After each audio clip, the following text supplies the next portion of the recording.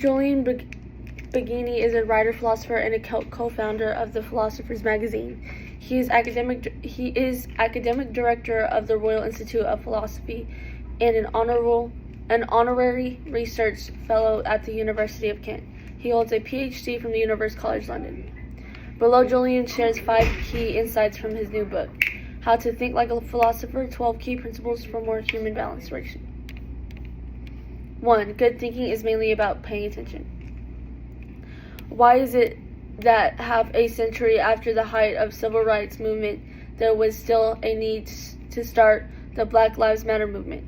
Why is it that decades after women won the vote, there is still system misogyny in very democratic society? It's not for an absence of cogent arguments that people should have equal rights and opportunities irrespective of their sex, skin color, or ethnic background has not been seriously contested for decades. But these principles, which most everyone signs up to haven't fully cut through the layers of prejudice and ignorance that centuries of oppression and elite power have wired into the collective psyche.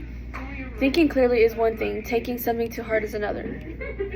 The act of thinking itself is largely about focusing the mind. That's why in many Asian philosophical traditions we are advised to get into the right frame of mind to think, often with the help of formal exercises like breathing meditations. You need a clear mind and energy to concentrate. We need to attend to what is actually the case, otherwise we only see what we assume in the case. Stripping away our preconceptions is harder than it sounds because most of them are deep and implicit.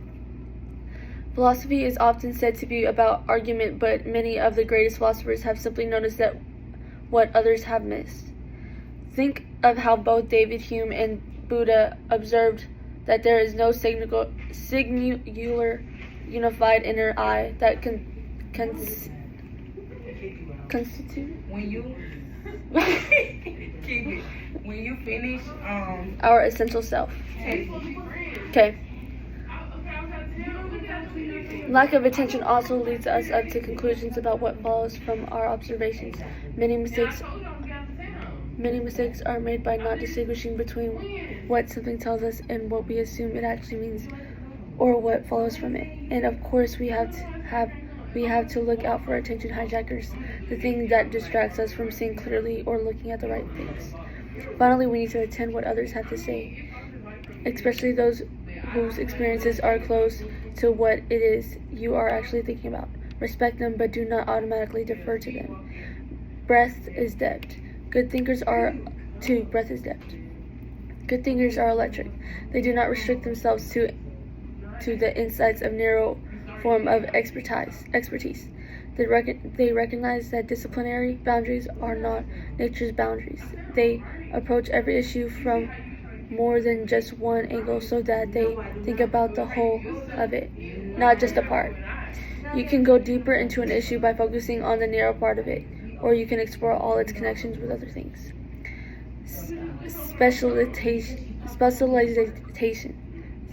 Specialization is a result of the relatively recent academizations of philosophy and other disciplines.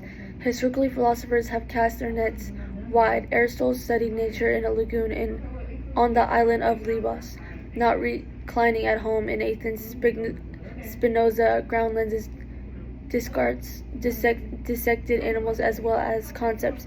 Hume was better known in the day as a historian than as a philosopher. But doesn't this kind of breadth of thought come at the price of depth of thought? Isn't the choice between being broad and shallow and narrow and deep?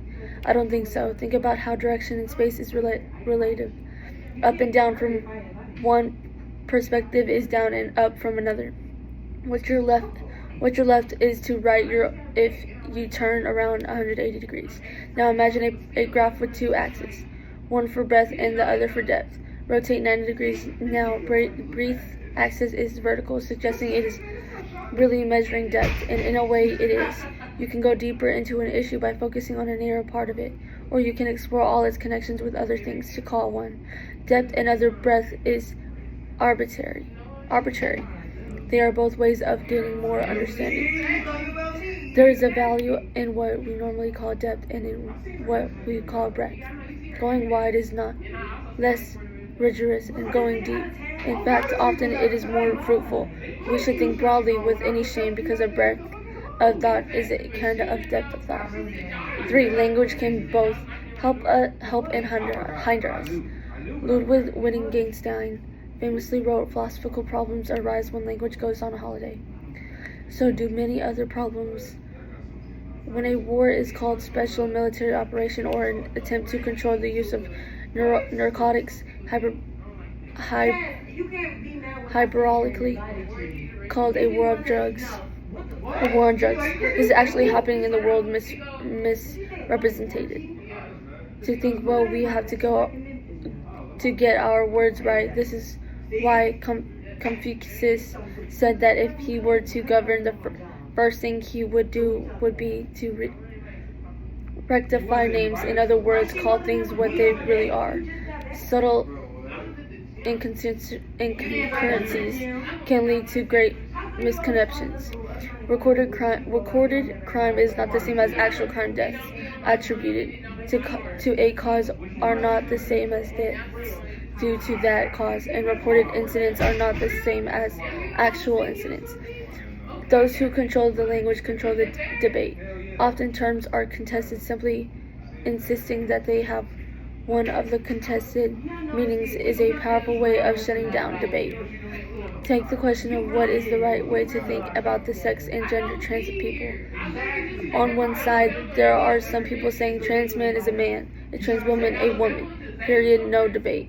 On the other side, there are some saying that a woman is an adult human biological female, a man is an adult human biological male, period, no debate. But when words are contested, we cannot just stipulate what they mean. We have to advocate for our preferred usage to bring others in our linguistic community around to our point of view. Those who control the language control the debate. Words are often ambitious and the usage slide over time. This sometimes happens naturally. Sometimes it happens to suit people's agendas. We need to take care of how we use them and define our terms as clearly as we can. Clear thinking requires as much clarity of language as possible. Think for yourself, not by yourself. We're often told to think for ourselves. Independence of thoughts is meant to be a great legacy of the Enlightenment. Liberations from ecclesiastical authority. As Immanuel Kant reported in his essay, "What is Enlightenment?" I'd have courage to use our own reason. The ideal of anonymous thought is reflected in the common trope of the lone genius, popular in philosophy, science, and the arts. But psychology and history tells us this is false. Very few geniuses reach their insights without the input of others. There are numerous experiments that show we are much better at solving many logical tasks when we do so in groups than when we do them alone. We are social thinkers. We cannot do without the expertise of others, and we think better when dialogue with others. Of course, we can do this badly. There is the curse of groupthink, which not only creates too much consciousness and conformity, but can push members of the group going along with extremes. Similarly, there is a top of going along with group to get greater extremes. Similarly, there is a trap going along with recited wisdom, accepting ambiguous propaganda, whether it's from governments or advertisers, but all these failures are not the result of thinking with others. They're the result of going along with others without thinking. To think well together, we need active strategies to counter conformity. Leaders need to minimize their involvement and encourage criticism. Problems should be discussed by different independent groups. External expertise should be sought and all alternatives considered. We should seek views that differ from our own and come from people outside our own circles. We should not get all our information from the same source or those with a similar stance. We need to be prepared to challenge friends or colleagues and learn to do so without being aggressive or confrontational. Loyalty should be reserved for the people, not ideas. We cannot do without the expertise of others, and we think better when in dialogue with others. At the end of the day, the buck stops with us. We can optimally judge what is the true or false, and now how confident we can be in those judgments. In that sense, we have no choice but to think for ourselves. But the more we get others to think with us, the better our thinking will be. Character is the secret source of good thinking. Similarly, thinking is about attitudes as well as techniques. Are we sincerely trying to get the truth, or are we more motivated to defend our prior convictions? Do we have enough self-knowledge to spot and check ways we deceive ourselves? Do we really listen to others, or are we only looking out for their weak points so we can discount their disagreements with us? The virtues of thought include sincerity, accuracy, modesty, and openness. Putting them into practice is difficult because being virtuous is not a simple matter of avoiding the opposite vice.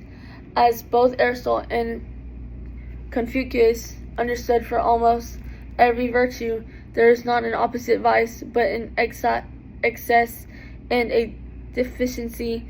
Generosity is the mean between profligacy and tight-fistedness. Understanding is the mean between lack of sympathy and indulgence. Pride is the mean between self-hatred and arrogance. The same applies to the virtues of thinking. The virtues of thinking require balance and judgment, and for every way of erring, there is an equal and opposite way of going wrong. We can apply any critical thinking rule to excess or not enough depending on the context. The doctrine of the mean is kind of meta principle that we should bear in mind at all times.